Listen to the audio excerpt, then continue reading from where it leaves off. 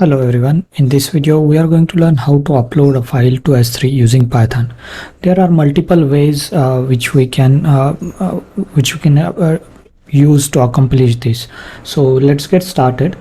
Before we can write our Python code, you should have a IAM user which has S3 read and write access already configured on your machine. You can once you have that user configured, we can use that user to perform our S3 operations. I have already created a video where I have shown you how to create an S3 user and configure on your machine.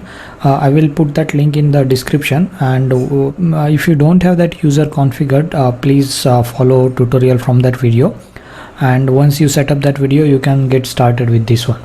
So let's get started here. So with Python we have to import our boto3 library, which let's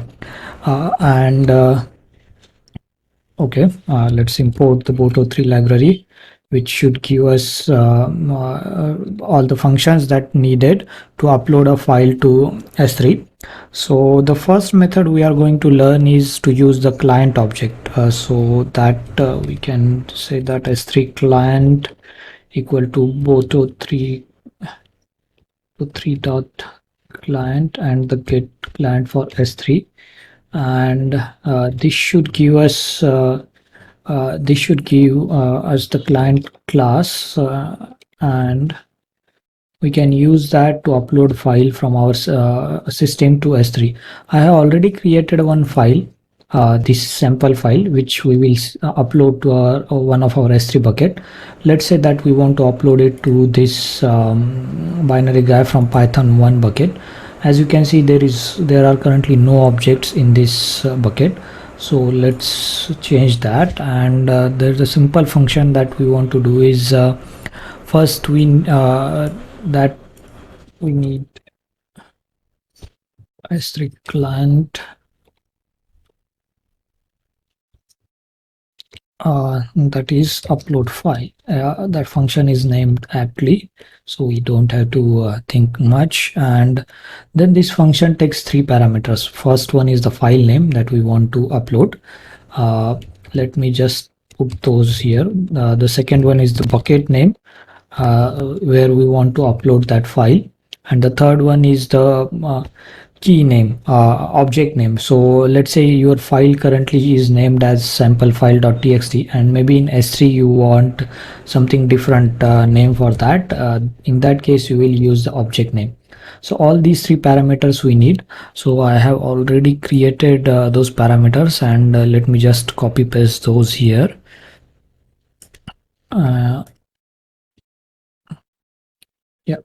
And our file name in this case is samplefile.txt. So let's try to run this program and see what we get. And if we try to run this, we should get error. And if you already know what that error is, that's good to know. So it will say that the samplefile.txt is not found, and this is happening because it doesn't know where that this samplefile.txt is present on your system. To get around this, there are a couple of ways that we can pass. There is one way is we can hard code the path and pass the entire path of that file,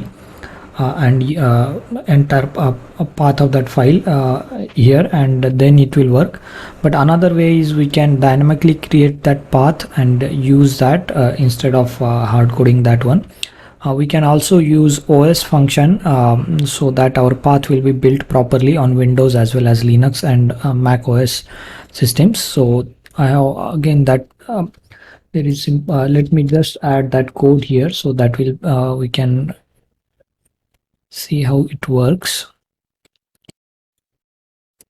So if you see this, the join path will the first thing is this pathlib function, which will give you the current directory, and this join path os path.join function will append this path correctly depending on which OS you are running your code.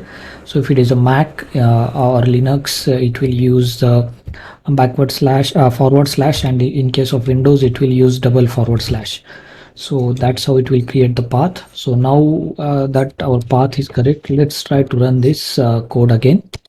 And if we run it now, we won't get any output, and we are not in printing anything as well. But even if we are printing this response, we will see none, because this function doesn't return anything.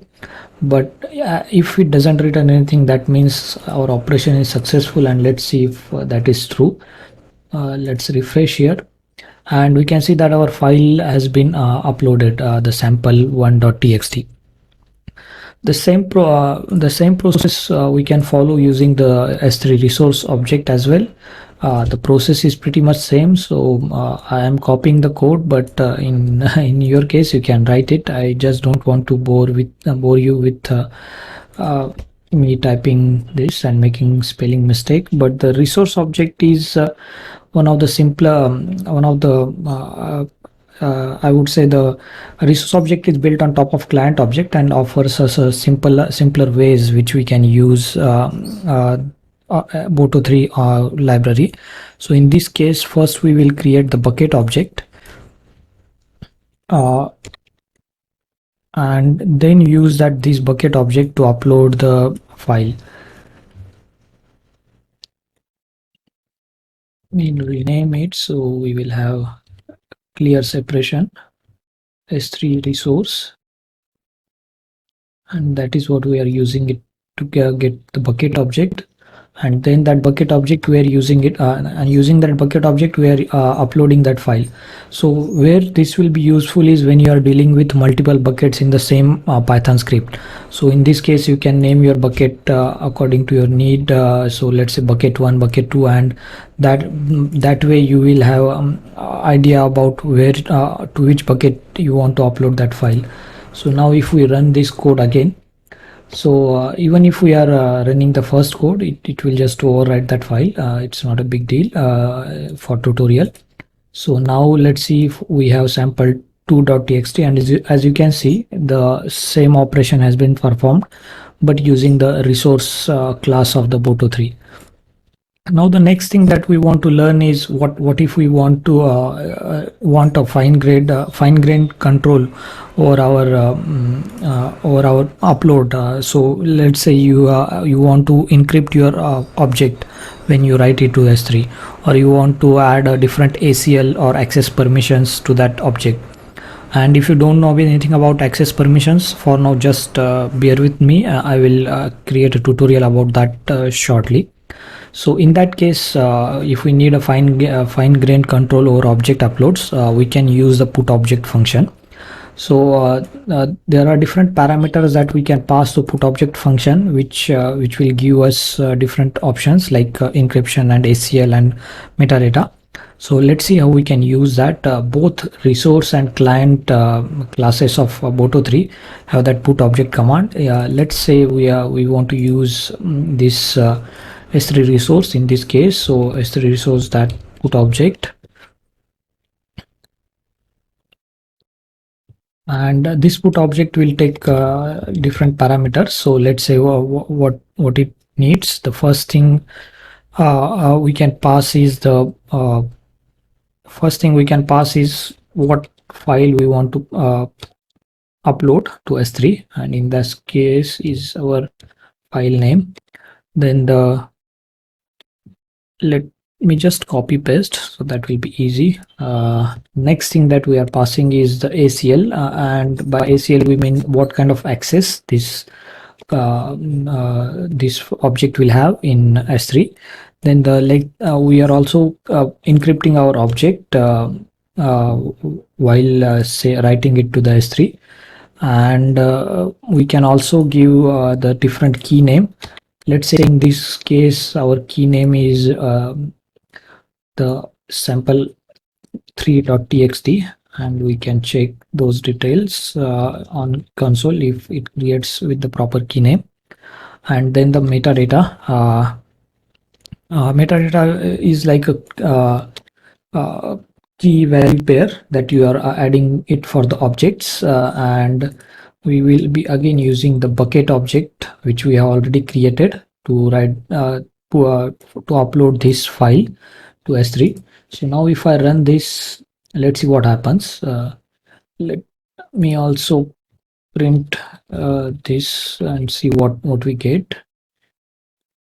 This response 3 has printed this name, and we can see that it is saying that to this bucket it has created this sample3.txt key. So let's see if that is true, and we can refresh it. And yeah, it is created, but we also want to check if it has encrypted our data and put ACL as private or not, and our also metadata it has added or not. So if we see this file, it is uploaded, and it shows that our encryption has enabled. And if we go back and check for the other files, let's say for sample2.txt, it will show the encryption as disabled. Yeah, here you can say that encryption as disabled.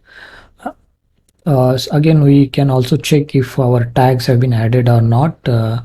So yeah, here you can see that environment as dev and owner as binary cat. These tags have been added to this sample3.txt. So this is how we can add files to S3, and also have fine grained control. And if you want to learn more about this put object command, I will put link in the description. But you can also check the Boto3 documentation. It's pretty good if you want to learn more about all the options that you can pass to this command. So you can, here you can see that there are a lot of options here which you can pass to this put object, which can decide how your object will be treated in S3. The next and last thing that we want to learn in this tutorial is how you can pass the binary data to S3. So let's say you already have a binary data as output from some operation. So how would you write that data, or how as an object in S3? One of the option you can think of is like you can create a file on your local machine with that binary data and then upload that file. But there is an easier way. We can use upload file object function, which is provided by Boto3, which can upload the binary data instead of file. So the syntax for that is pretty much same as the upload file, but in this case we will be just passing the binary data. So let me just I don't have binary data, but I can open our file in the binary format with b parameter, and then then write the file to S3. And in this case we are using again the client, and this upload file object method is available for S3 client as well as S3 resource. And let me just change the object name so we can see the difference. In this case we will say sample4.txt, and this should write this object to S3. So let me just run this. In this case it will open the file in the binary format, and that data will be returned to S3 with sample4.txt as our key name. So it has already finished that operation. So let's see if we have that file there or not. And yeah, as you can see, there is already sample4.txt created, which is from our binary data. So these are the different ways that you can use to upload your files to S3 from your local machine. So I hope you have found this useful. In the next tutorial we will see how to list list the files in S3, the different ways that we can use to get our tasks done. Maybe we want to just list files from one bucket or one object, one folder. We will go over that. If you are interested in that video, please subscribe to channel and enable the notifications. And if you have any questions, please ask me in the comment section. I will try to answer as much as possible. See you in the next video. Thank you.